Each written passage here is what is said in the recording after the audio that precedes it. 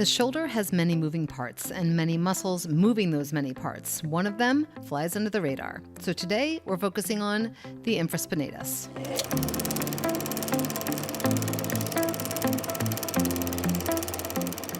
The infraspinatus is a thick, dense muscle laying on the posterior aspect of the scapula, inferior to the spine of the scapula, and it is responsible for lateral or external rotation of the glenohumeral joint.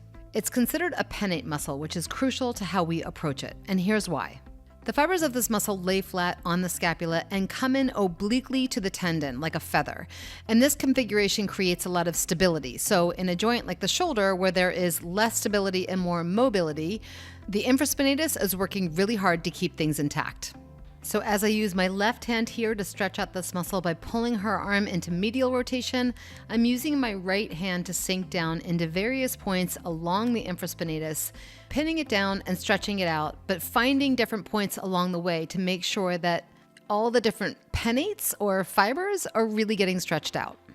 Because this muscle is so thick and lays so flat along the scapula, working methodically to find any trigger points or adhesions is going to be your key to success. I'm switching my arm position here and switching my camera angle to show you that not only can you stretch this muscle out by pulling the arm into medial rotation, but if you combine this with sliding the humerus up and down on the table, you'll get that really specific, nuanced approach that's going to find hidden pockets that could be creating that downward spiral of pain for your client. Once you feel like you've worked through everything that you need to work through, don't forget to pull that work down into the tendon and connect it to the arm, because the shoulder bone is connected to the arm bone. All of that was passive, though, for the client, and I want to break down how to make this a little more aggressive and a little more active. I've got 4 things going on here. 1, my client is pulling her arm into lateral rotation, which engages the infraspinatus. 2, I'm creating a resistance against that activation. 3, I'm pulling her arm into medial rotation, which creates an eccentric contraction. And 4, I'm applying pressure into the infraspinatus and sliding along the fibers as I do this work. All of this combined can be really powerful for a compact muscle like this one. Not only are you working with engaged muscle and connective tissue, but you're lengthening it as you go.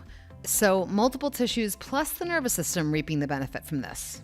As always, I encourage you to figure out what positioning and what body mechanics work best for you. This is the same technique, just offered from a different perspective. And what I like about this is that my left hand is better able to feel anything that might be overfiring in the upper traps and the rhomboids and the supraspinatus. And then I can do whatever work I feel like is appropriate from there, because the amount of techniques that we can apply on the shoulder are about as abundant as the amount of muscles that try to move it. I definitely recommend Sore Loser for this work. You can get it grippy, melty, soothing, or glidey so that no matter whose infraspinatus you're working on, no one is a sore loser. Next week's From the Vault video flips the leg upside down. And if you don't want to miss a beat, head over to my website, sign up to get updates on what's new and next, and free shipping on your first order. Because who doesn't love free shipping?